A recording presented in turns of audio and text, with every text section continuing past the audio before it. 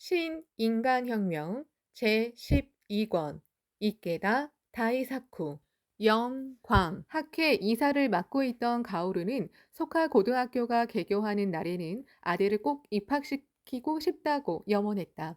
소카 학원은 야마모토 회장이 세계 평화를 전망하며 온 심혈을 쏟아 개교하는 인간교육의 학교라는 사실을 잘 알고 있었기 때문이다. 또 소카 학원은 창가 교육의 길을 연 마키구치 회장과 도다 회장의 유지가 결실을 맺은 것이며 3대에 걸쳐 사제가 이룩한 교육의 성이라는 사실을 통감했다. 그러나 아들 요시나리는 이미 고교 1학년이었고 비교적 학교 생활도 즐겁게 보내고 있었다. 그런 상태에서 다니던 학교를 그만두고 소카 학원에 재입학하라고 하면 반발할 것이 틀림없었다. 정든 학교를 떠나 자기보다 한 살 아래인 동생들과 공부한다는 것이 분명히 내키지는 않았을 것이다. 그런데도 가오르는 어떻게든 아들을 소카 고등학교에 입학시키고 싶었다. 제1기생으로 학원 건설을 위해 사는 것은 최고의 영예이며 더할 나위 없이 소중한 청춘의 추억이 되리라 확신했다. 그는 요시나리가 도립고등학교에 들어갔을 때부터 이듬해 소카 고등학교에 입학하는 것을 열심히 기원하기 시작했다. 그리하여 기회가 있을 때마다 아들에게 소카 고등학교의 훌륭함을 이야기했지만 시험을 보라고는 말하지 못했다. 자신이 말하면 도리어 반발할 것이라고 생각했기 때문이다. 또 어디까지나 본인 의지로 결정을 내렸으면 하는 생각도 있었다. 그러나 여름이 지나 가을이 되고 겨울이 와도 요시나리는 소카 고등학교 입학 시험을 치르겠다는 말을 하지 않았다.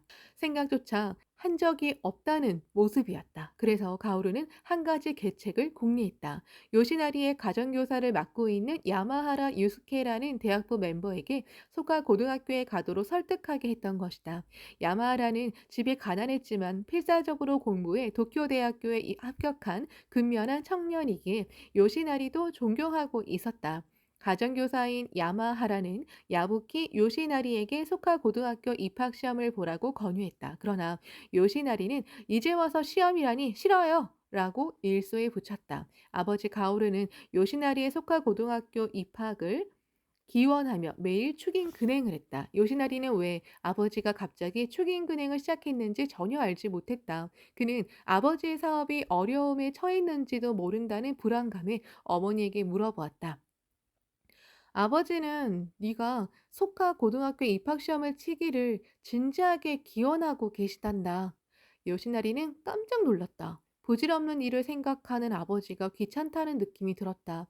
가정교사인 야마하라는 하루 건너 한 번씩 집에 와 2층 요시나리 방에서 공부를 가르치며 속하 고등학교에 가라고 계속해서 권유했다. 그러나 요시나리는 전혀 그럴 마음이 없었다. 원서 마감일 전날이었다.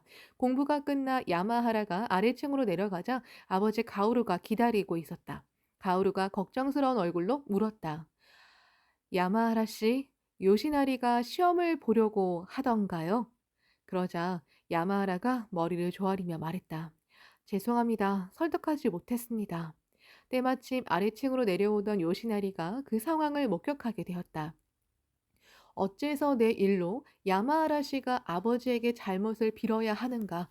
요시나리는 화가 났다. 게다가 자신에게 책임이 있는 듯한 느낌도 들어서 야마하라에게 미안했다. 그래서 그는 순간적으로 이렇게 외쳤다. 아버지, 제가 시험을 보면 되잖아요. 일단 시험은 볼 테니까 선생님께 그러지 마세요. 그게 정말이냐?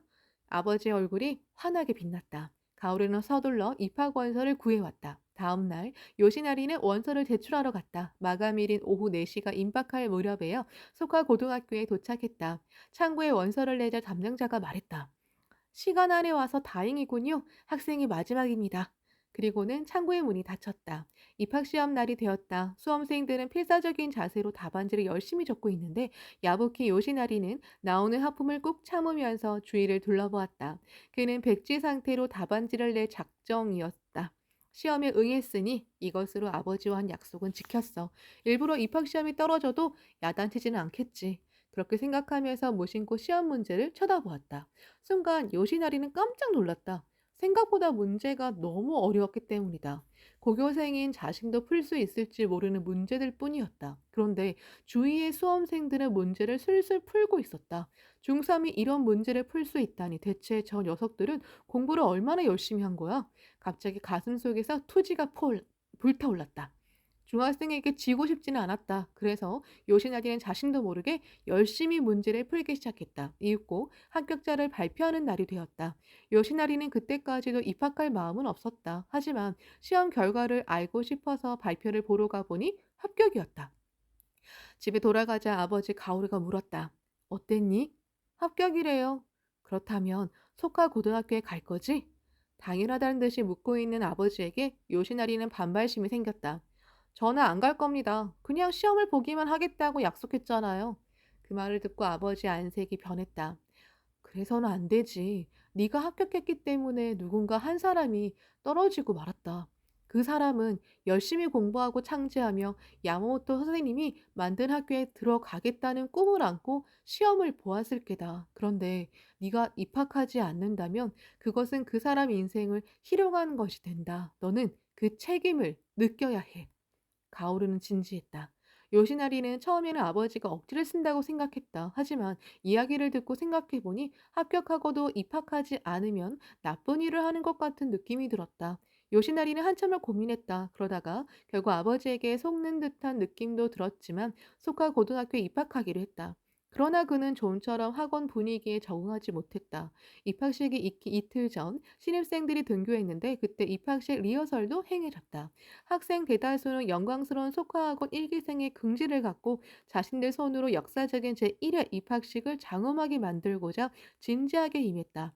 교관은 물론이고 전원이 모여 열을 맞추기 위해 기립하거나 착석하는 연습도 반복되었다. 야부키 요시나리가 다녔던 도리 고등학교에서는 학생 대부분이 입학식을 어색한 마음으로 받아들였다. 그런 환경 속에서 지내온 야부키는 오히려 속하학원의 위화감을 느껴 옆에 있던 학생에게 중얼거리듯 말했다. 이 학교는 좀 이상해. 그렇지 않니? 그러자 그 학생이 놀란 얼굴로 요시나리를 날카롭게 쏘아보았다. 말도 못 붙이겠군 하고 야부키는 생각했다. 자신들이 바로 21세기를 담당할 석화학원 건설의 선구자라는 사명에 불타는 학생과 야부키와는 자각 상태가 전혀 달랐던 것이다.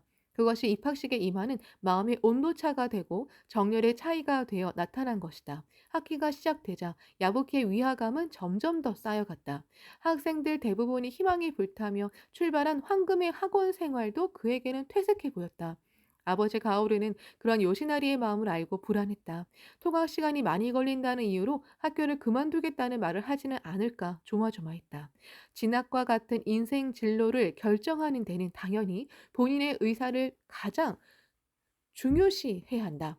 본인에게 그럴 마음이 없는데 아버지 의견을 강요하면 조만간 파탄에 이를 수밖에 없다. 가오르도 그 점을 잘 알고 있었다. 그렇기 때문에 요시나리가 소카 고등학교에 진학하는 일에 관해서는 본인 생각을 존중하면서 설득하는 자세로 임하고자 했다. 그리고 최종적으로는 본인이 결단한 것이며 요시나리의 의지로 결정한 것이라고 생각했다. 그런데 날이 갈수록 점점 의욕을 잃어가는 아들을 보니 가슴이 아팠다. 가오르는 자신이 할 수 있는 것은 오직 창제밖에 없다고 생각했다. 입학하고 2개월이 지났을 무렵 가오르는 아들 야부키에게 물었다. 집에서 통학하는 게 힘드냐? 네, 편도로 2시간 가까이 걸리니까요. 그렇다면 학교 근처에서 하숙하거라. 소중한 공부 시간을 그렇게 많이 빼앗겨서야 되겠니?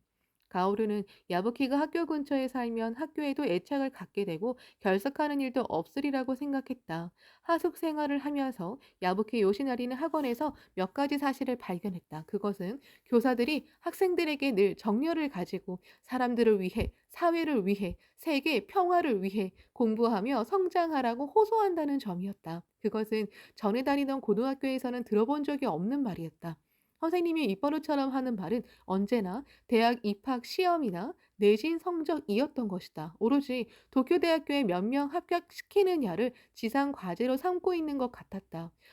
수업을 따라오지 못하는 사람은 야간 고등학교로 가. 라고 말하며 서슴없이 야간제를 차별하는 발언을 하는 교사도 있었다. 그런 교사에게 반발감을 가졌다. 그런데 소가 고등학교 선생님들은 모든 학생들을 성실하게 그야말로 인간적으로 대우하고 가르쳤다. 또 야부키가 하숙하던 집 근처에 가고시마현 출신의 소카 중학교 하숙생이 있었다. 그는 그 학생이 같은 학교에 다닌다는 것을 알고 있었지만 길에서 만나도 못 본 채만 본채 만취했다. 그러던 어느 날 하숙생을 담당하는 교사가 그를 불러 이런 지적을 했다. 중학교 1학년 동생이 얼마나 외롭고 힘들겠니? 그런데 너는 왜 부모 슬하를 떠나 생활하고 있는 그 아이를 격려해 주지도 않고 모른 척 하는 것이냐? 학교 선배로서 너무 매정한 것 아니냐? 너처럼 후배를 보살피려고도 하지 않는 태도는 인간으로서 부끄러운 일이야. 중학교에서도 계속 우동생이었던 야부키는 어느 사이엔가 성적 향상에만 열중하여 타인을 배려하는 마음을 잊고 있었다. 자신의 이기주의적인 면을 처음으로 깨닫게 된 계기였다.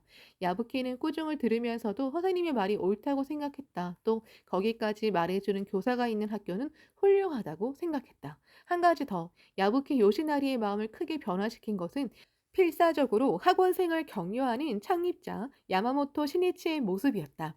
그는 아버지에게 창가학회 회장인 신이치가 얼마나 바쁜 사람인지 들어서 잘 알고 있었다.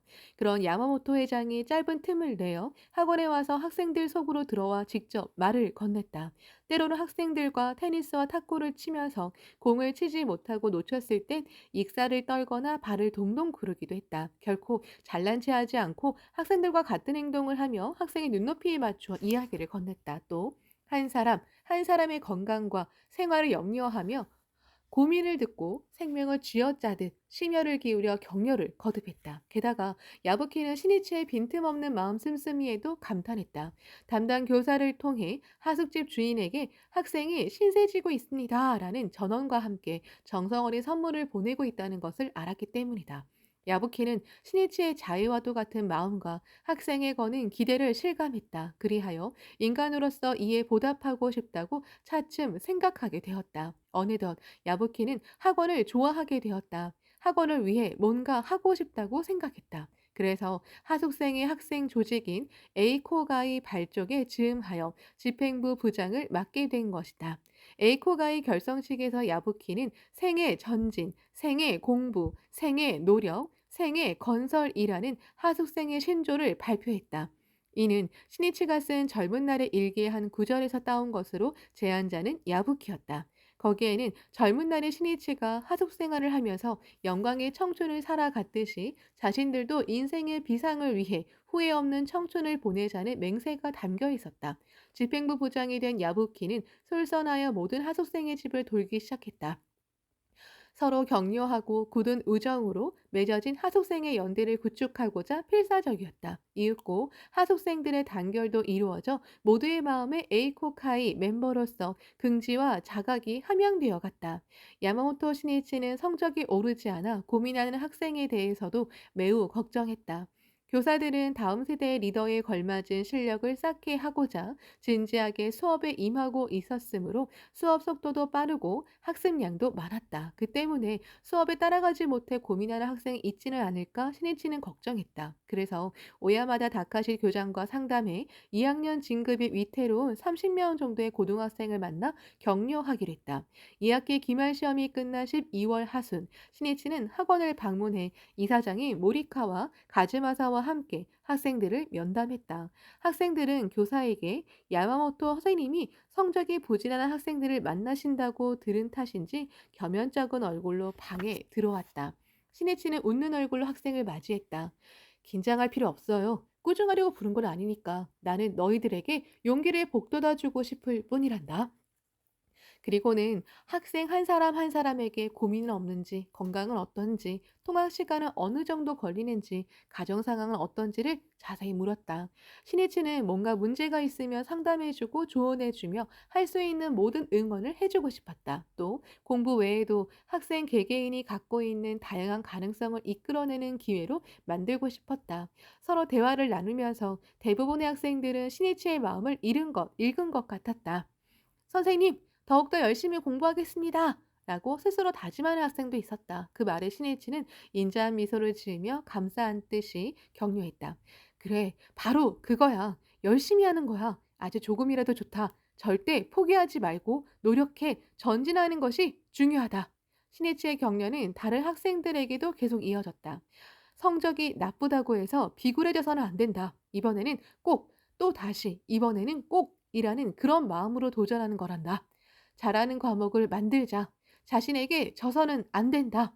이처럼 한 사람 한 사람에게 혼신을 다해 격려에 격려를 거듭했다. 처음 방에 들어왔을 때는 얼굴이 어둡던 학생들이 돌아갈 때는 목욕을 하고 나온 듯 상쾌하게 상기된 얼굴을 하고 있었다. 학생을 격려하는 야마모토 신이치의 모습을 보고 더욱더 놀란 것은 교사들이었다. 야마모토 선생님은 성적이 좋은 학생이 아니라 성적이 나쁜 학생들을 만나 격려해 주셨다. 아무리 성적이 나쁜 아이도 우수하게 만들고야 말겠다는 것이 창가 교육의 정신이 아닌가. 우리도 더욱더 분발하자. 신이치의 면담은 학생과 교사 모두가 크게 분발하는 기폭제가 되었다. 그리하여 훗날 그 학생들 중에서 대학 교수도 나오게 된다. 신이치는 이날도 기숙사를 방문해 기숙사생과 회식을 하고 전원의 근황을 들으면서 격려를 계속했다. 그리고 밖으로 나와 별을 바라보면서 기숙사생이 부르는 기숙사가에 귀를 기울이며 마음을 주고받는 소중한 시간을 가졌다. 2학기 종업식이 있기 전날 밤 기숙사생들의 귀성을 앞두고 기숙사에서는 고별 모임이 열렸다. 2주일이 채 안 되는 겨울 방학이지만 기숙사생들 대부분은 이별을 아쉬워하며 눈물을 글썽였다. 굳은 우정으로 맺어진 그들은 집으로 돌아간다는 기쁨보다 한동안 친구를 만날 수 없다는 슬픔이 더 컸다. 한 기숙사생이 사감 선생님에게 말했다. 저는 처음엔 향수병에 걸려 집으로 돌아가고 싶어서 울기만 했는데 지금은 최고의 청춘을 보내고 있다고 생각합니다. 고향에 돌아가면 후배들에게 속학원에서 체험한 감동을 들려주고 저보다도 몇 배 더 우수한 수험생들을 많이 데려오겠습니다. 그렇기 때문에 저는 귀성하는 것이 아니라 학원생으로서 파견되는 것이라고 생각합니다. 참으로 학원 건설의 선구자로서 그 작업과 책임이 모두의 가슴에 단단히 배양되고 있었다. 제2기생 입학시험이 실시된 것은 이듬해 2월이었다.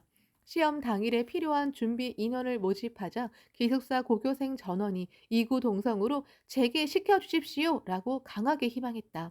여기에서 학교까지 길 안내하는 것을 비롯해 연락 담당과 구호 담당 등 학생들은 크게 분투했다.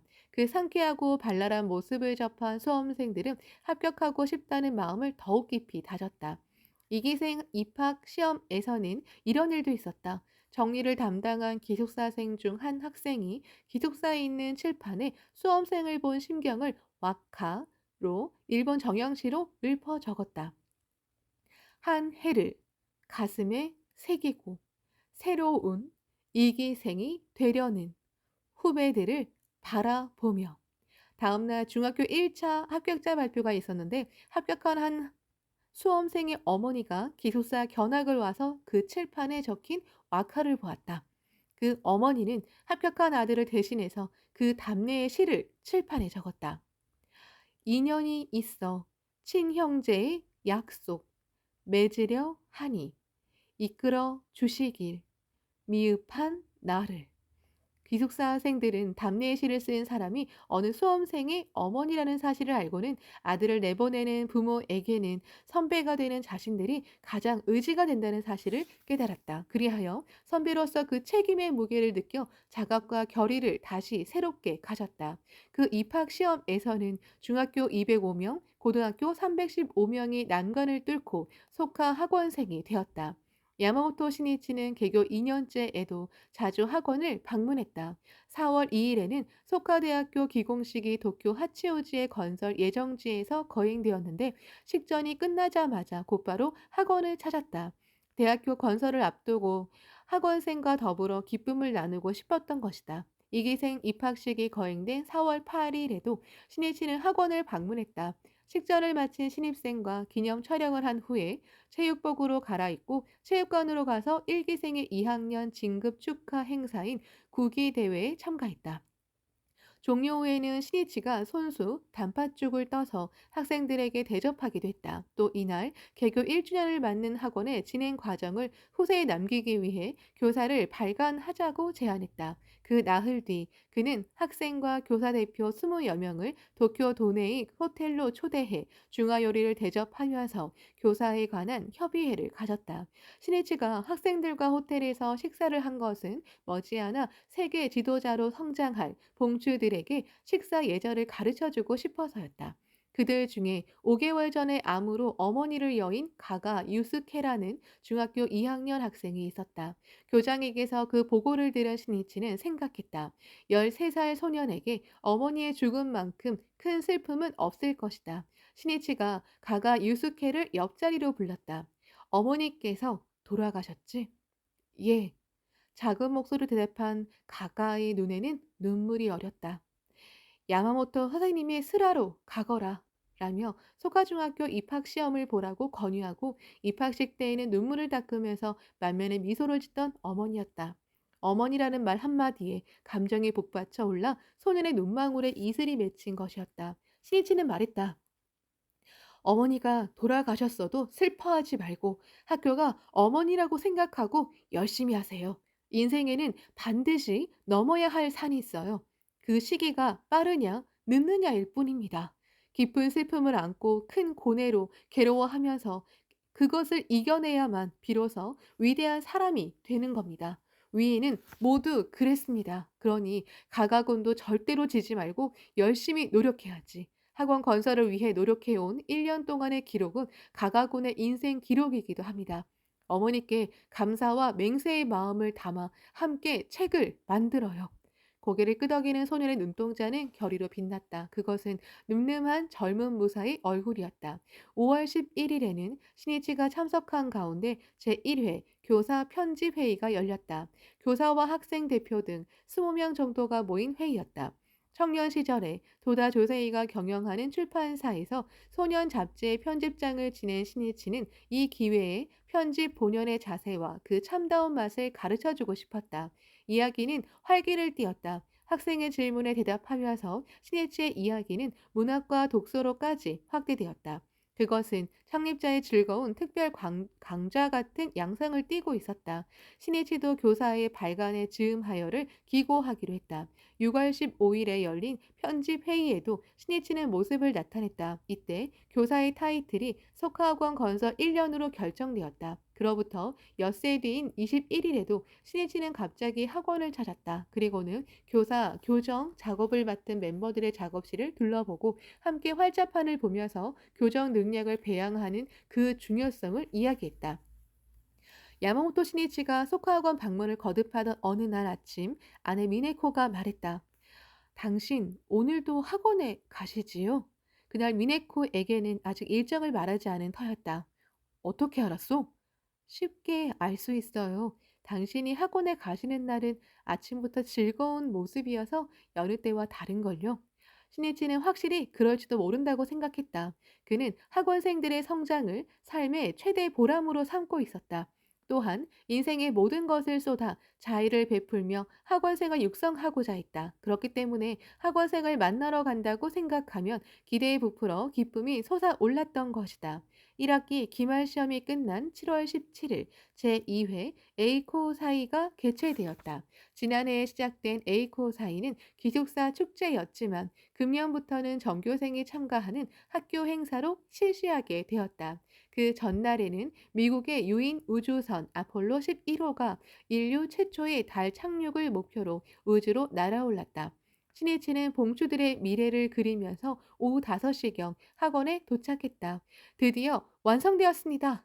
마중 나온 교사가 그에게 책 몇 권을 내보였다. 교사, 소카학원 건설 1년이었다. 신이치는 책을 받아 책장을 넘기면서 미소를 지었다.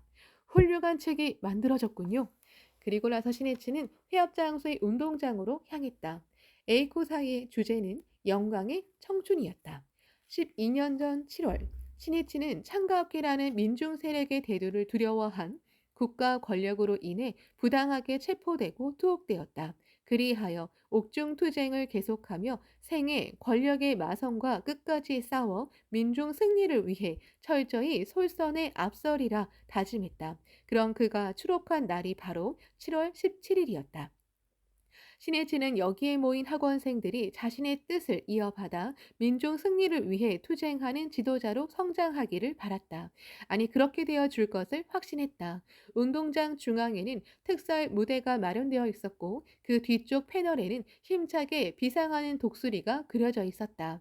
신해치가 운동장에 마련된 자리에 앉아 에이코 사이에 막이 올랐다. 제1부는 민요 대회였다. 학원에는 전국 각지의 출신자가 있다는 점에서 아와 오도리, 민요춤으로 시작하여 후카이 봄우타, 찻키리 부시, 가고시마오 하라부시 등의 노래와 춤을 잇따라 보여주었다. 제2부에서는 포크송 연주, 팬터마임, 창작극 등으로 참가자들을 열광시켰다. 피날레에서는 이날을 위해 만들어진 에이코 사이온도라는 곡목에 맞춰 학생들이 다 함께 춤추고 학원 기숙사가 초목은 싹튼다를 합창했다. 어느 프로그램이든 매우 잘 고안된 내용이었다. 영지가 넘쳐 흘렀다. 강인함이 있고 청춘의 정열이 가득 차 있었다. 개교한 지 1년 3개월 남짓 학생들이 씩씩하게 잘 성장하고 있는 것이 신혜치는 무엇보다도 기뻤다. 기숙사가를 마친 학생들이 신혜치의 곁으로 모였다. 그는 말하기 시작했다. 정말 감사합니다. 나의 근본 사명은, 즉 인생의 근본적인 총 마무리는 21세기에 자랑할 지도자를 만드는 일입니다. 그 방법은 교육밖에 없습니다. 그 교육에 전 혼을 기울이는 것이 내가 앞으로 해야 할 최대의 사업입니다. 따라서 나는 학원 창립자로서 여러분이 위대한 거목으로 성장해 주기를 늘 진심으로 염원하고 있습니다. 그것이 가장 큰 바람입니다. 아무쪼록 열심히 노력해 주십시오. 예! 봉추의 활기찬 목소리가 메아리 쳤다. 무사시노의 하늘에 땅거미가 내리기 시작했다. 1천 명을 넘는 학생들이 눈동자를 반짝이며 진지한 자세로 신이치의 말에 귀를 기울였다. 여러분이 바로 21세기의 인생을 살아갈 21세기의 지도자입니다. 21세기까지 약 30년, 여러분은 그때 40대입니다. 나는 지금 41세입니다. 앞으로 10년간 또는 15년간이 한창 일할 때입니다. 여러분은 지금의 나와 거의 같은 나이에 21세기를 맞이하게 됩니다. 실로 한창 일할 나이에 새로운 세기를 맞이하게 되는 것입니다. 신이치는 미래를 우러러보듯 하늘 저편을 바라보며 계속해서 말을 이었다. 21세기가 시작할 즈음에는 여기 모인 1기생, 2기생 중에서 사장과 중력, 저널리스트 혹은 과학자, 예술가, 의사 등 다양한 세계에서 훌륭히 활약할 사람이 많이 나오리라고 나는 믿습니다. 또 어떤 사람은 서민의 지도자로서 수수하기는 하지만 빛나는 인생을 보낼지도 모릅니다. 그 21세기에 들어선 2001년 7월 17일에 여기 있는 선생님들과 1천 명이 넘는 선구의 속하 학원생 여러분 모두가 다시 모입시다. 예! 맹세가 담긴 목소리가 밤하늘에 울려 퍼졌다. 계속해서 신일치는 인생에는 온갖 시련과 고생이 있겠지만 모든 것을 지도자로서의 훈련이라고 받아들여 극복해 주기를 간절히 바란다고 다시 한번 호소했다. 그 하나의 결승점으로 서기 2001년을 목표로 합시다. 한 사람도 져서는 안 됩니다. 건강한 모습으로 세계에 빛나는 존재로서 모여주기 바랍니다. 사자의 품에서 자란 사자 새끼는 모두 사자입니다. 이 속하학원에서 자란 사람은 모두 영광에 빛나는 사명을 짊어진 존재입니다. 인생의 영광이란 어떤 입장에서든 자신의 사명을 위해 끝까지 살아가는 속에 있습니다. 근본적으로는 사회적인 지위나 직위가 높든 낮든 부귀를 누리든 안 누리든 그런 것은 문제되지 않습니다. 인간으로서 어떻게 빛나느냐입니다. 나도 2001년을 기대하며 여러분을 위해 길을 개척하고 음지에서 여러분을 지켜보겠습니다. 그것이 내 최대의 기쁨이며 내 인생입니다. 그런 결심이니 아무쪼록 마음껏 각자의 인생을 당당하게 활보하기 바랍니다. 신이 치는 이날 학생들이 퇴장할 때까지 손을 흔들며 전송했다. 그들은 2001년에 만나자는 신이치의 말을 실감하지 못했다. 다만 21세기의 세계 평화를 담당할 인재를 육성하겠다는 창립자의 마음은 뼈저리게 느꼈다. 그 마음에 어떻게든 보답하자고 생각했다. 에이코 사이는 봉주들이 21세기를 향해 출발하는 무대가 되었고 인생을 다짐하는 장이 되었다. 야마모토 신이치는 학원생들이 미래에 대성하도록 계속해서 전 혼을 기울였다. 그해 여름 방학에는 교사와 학생 대표에게 미국 여행을 체험하게 했다. 학생들의 세계성을 길러줄 길을 열고 자 했던 것이다. 스니치는 그 후에도 거듭해서 학원을 방문했다. 유럽 통합의 아버지 쿠데노프 칼레르기 백작을 비롯하여 세계의 식자를 안내하는 경우도 있었다. 시 모임을 제안하여 학생들과 시를 읊은 적도 있었다. 여름방학 때에는 임해 학교와 임간 학교에 가서 같이 헤엄치고 또 함께 물고기를 쫓은 적도 있었다. 자신이 직접 목욕물 온도를 조절해 학생들이 목욕하게 하고 밤에는 학생들 방을 들여다보며 감기에 걸리지 않도록 살며시 이불을 덮어준 적도 있었다. 신이치는 마음속으로 굳게 다짐했다. 설령 학원생이 인생에서 좌절하는 경우가 있다 해도 자신은 평생 동안 격려하며 계속 지켜보겠다고. 소카학원의 30여 년 역사 속에는 문제를 일으켜 부득이 퇴학하게 된 학생도 있었다. 그런 때에 신이치는 그 학생을 위해 계속해서 깊은 기원을 올렸다. 어느 해 가을 학원을 방문한 신이치는 중학교 3학년인 기숙생 2명이 불상사를 일으켜서 퇴학 처분되어 고향인 오사카로 돌아간다는 보고를 들었다. 그는 즉시 2층에 있는 기숙사생 방을 빌려 그들을 만나기로 했다. 방으로 들어온 두 학생은 신이치 앞에 무릎을 꿇고 앉았다. 무릎이 맞닿을 정도의 거리였다. 신이치는 가능하다면 퇴학이라는 사태는 피하고 싶었지만 규칙은 규칙이었다. 또 이미 학교가 결정한 것을 번복할 수도 없었다. 신이치는 두 학생을 바라보았다. 그들은 면목이 없다는 듯이 고개를 떨구었다. 입학했을 때는 벅찬 가슴을 안고서 눈동자를 반짝이며 희망에 부풀어 있었을 것이 분명했다. 그러나 지금 학업 도중에 학원을 떠난다고 생각하니 안타깝고 불쌍하여 견딜 수 없었다. 또 부모의 슬픔은 얼마나 클지를 생각하니 가슴이 찢어지는 듯했다. 이 두 학생을 불행하게 만들고 싶지 않다. 평생 동안 나는 지켜가겠다. 신이치는 퇴학 처분을 받아 오사카로 돌아가는 두 학생에게 심혈을 쏟아 넣는 심정으로 말했다. 나는 무슨 일이 있어도 언제까지나 너희들 편이란다. 내가 오사카에 가거든 두 사람이 함께 만나러 오너라. 이후에 어떻든 반드시 만나러 와야 한다. 알겠지? 신이치는 그들의 성장을 진지하게 기원하면서 전송했다. 2년쯤 지났을 무렵 오사카를 방문 중이던 신이치를 만나러 두 사람이 간사이 문화회관으로 찾아왔다. 왔다고는 하지만 실은 신이치와 약속을 알고 있던 가족들의 재촉으로 찾아온 것이었다. 두 사람 모두 가죽 점퍼를 입고 한 명은 머리를 리전트 헤어, 양쪽 머리를 뒤로 넘기고 앞머리에 볼륨을 준 헤어스타일로 하고 있었다. 로큰롤 가수 같은 차림으로 나타난 그들을 보고 당황한 것은 회관에 출입 접수를 받은 멤버였다. 찾아온 용무를 전하기 위해서 두 사람은 사정을 자세히 설명해야만 했다. 신이치는 그들이 약속을 지키고 자신을 찾아온 것이 무엇보다도 기뻤다. 잘 왔어요. 정말 잘 왔어요. 모나이가 사무실 앞에서 간담이 시작되었다. 두 사람은 지금 고향인 오사카에서 고등학교에 다닌다고 했다. 신이치는 그들이 어떤 진로를 선택할지 몹시 걱정되었다. 대학은 어떻게 할 생각인가? 영어를 모르니까 갈 수 없어요. 그냥 취직하려고 합니다. 그렇지만 오사카 사투리를 그 정도로 잘하니까 영어도 하면 할 수 있어요. 그 농담에 그들의 마음도 온화해진 듯했다. 선생님, 그것과는 완전히 달라요. 그런가? 두 사람의 얼굴에 환하고 명랑한 미소가 번졌다. 뭐 대학에 가는 것만 인생은 아닐 테니까 자기가 정한 길에서 승리하면 됩니다. 그렇게 말하고 나서 신이치는 자신의 원고료에서 얼마를 용돈으로 살짝 건넸다. 두 사람을 만날 수 있게 되어 다행이군. 또 만나요. 반드시 만나러 와야 합니다. 그리고 또 어머니와 아버지를 소중히 하세요. 예! 하며 웃는 얼굴로 고개를 끄덕이는 두 사람의 모습이 신이치에게는 한없이 귀엽게 여겨졌다. 두 사람은 그 후에도 약속을 지켜 신이치가 오사카를 방문하면 그때마다 만나러 왔다. 신이치는 그때마다 따뜻하게 그들을 맞이해 주었다. 거듭해서 만나는 가운데 두 사람의 표정이 밝아지고 학교 생활도 활기차게 해 나가는 것을 신이치는 알 수 있었다. 고등학교를 졸업한 그들은 이윽고 지하철 운전사가 된다. 그리고 직장에서 신뢰의 폭을 넓히면서 더불어 지역에서도 학교의 남자부 리더로서 활약하게 된다. 이처럼 신이치에게는 퇴학을 당한 학생도 모두 다 학원생이 되었다. 모두가 귀여운 자식이었다. 학원생에 대한 신이치의 격려는 재학 중에는 물론이고 졸업 후에도 기회 있을 때마다 계속되었다. 예를 들면 하숙생의 중심자가 된 바로 그 야부키 요시나리에게도 여러 기회를 통해 계속해서 격려를 보냈다.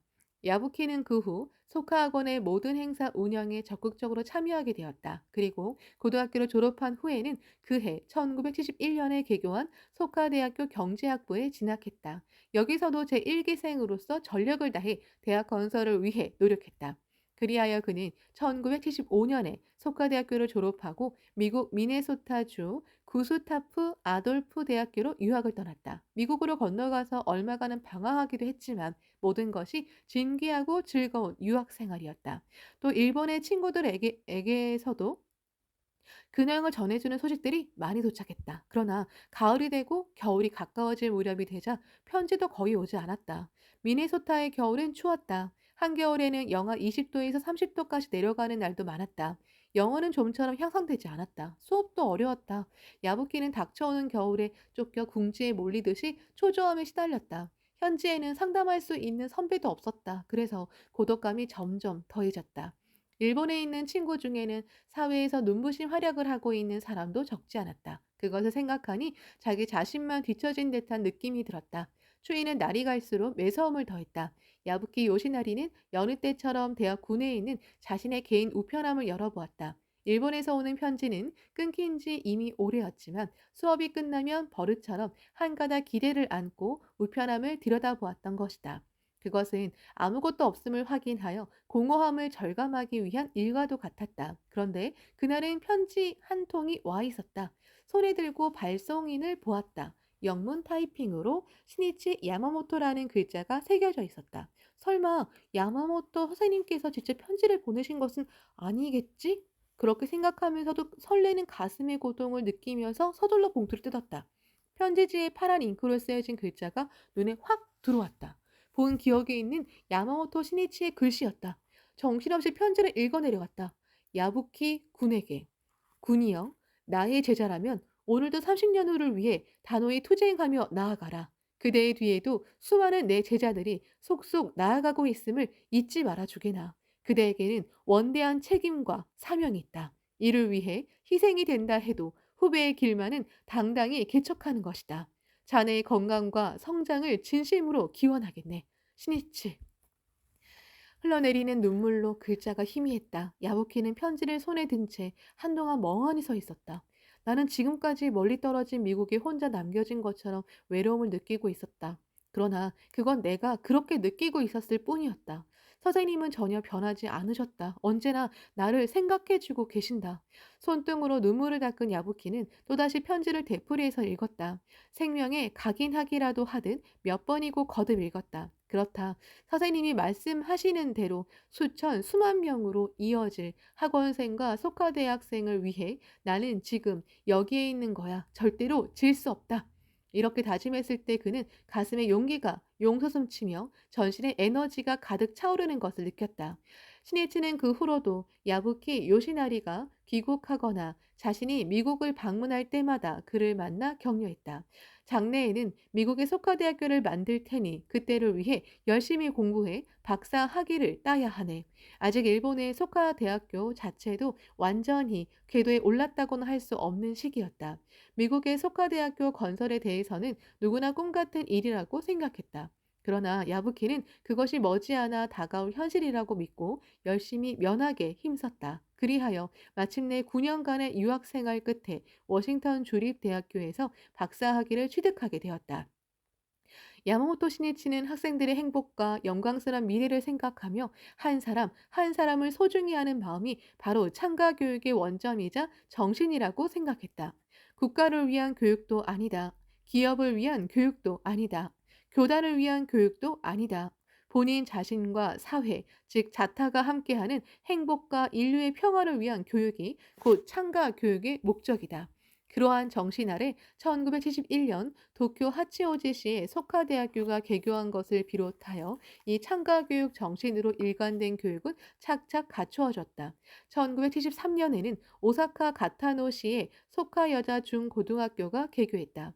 1976년에는 홋카이도 사포로시의 사포로 소카 유치원이 개원했다.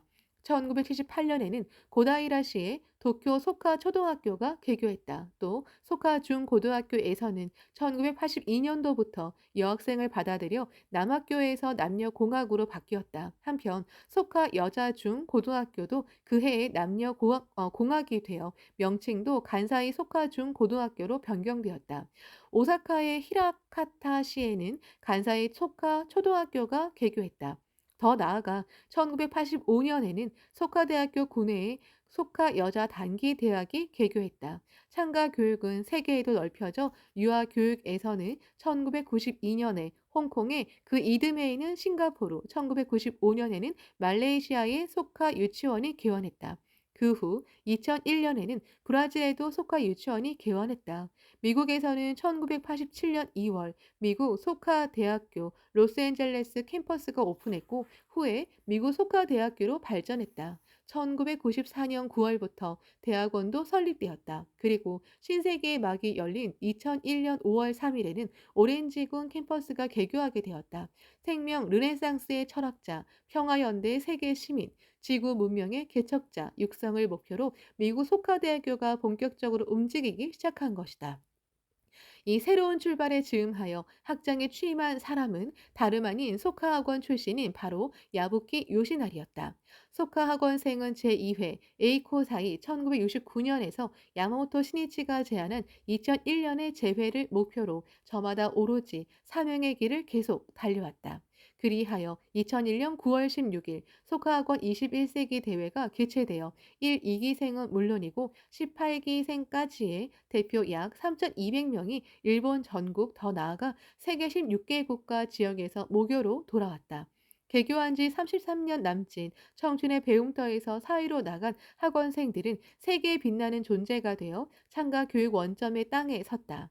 졸업생 중에는 140명의 의사, 111명의 박사, 60명의 변호사 등 법조 관계자 60명의 공인회계사, 462명의 초중 고교원이 탄생했다. 회사 사장, 저널리스트, 정치가도 많았다. 신해치는 체육관 단상에서 맹세를 완수하고 영광스러운 봉황이 되어 모인 봉주들에게 합장하는 심정으로 시선을 보냈다. 자신의 후계인 봉황들의 얼굴을 마음에 깊이 새겨두고 싶었다. 식전에는 공화국의 귀빈 그리고 창가교육의 공명해 인도에 그의 이름을 붙여 창립한 여자대학의 일행 등 해외의 수많은 벗들도 축복하러 달려와 주었다. 실로 세계 시민의 동창회가 된 것이었다. 이날 신이치는 창가교육 75주년 다시 말해 1930년에 마키구치 스네 사부로와 도다 조세이라는 사제에 의해 창가교육학 체계 제1권이 발간된 지 75주년에 해당하는 2005년에 또다시 재회하기로 서로 기약하며 만감이 교차하는 심정으로 이 시를 읊었다. 위대한 성장을 기뻐하며 갈채를 나도 보내노라. 그대들은 승리했도다. 제12권 종료.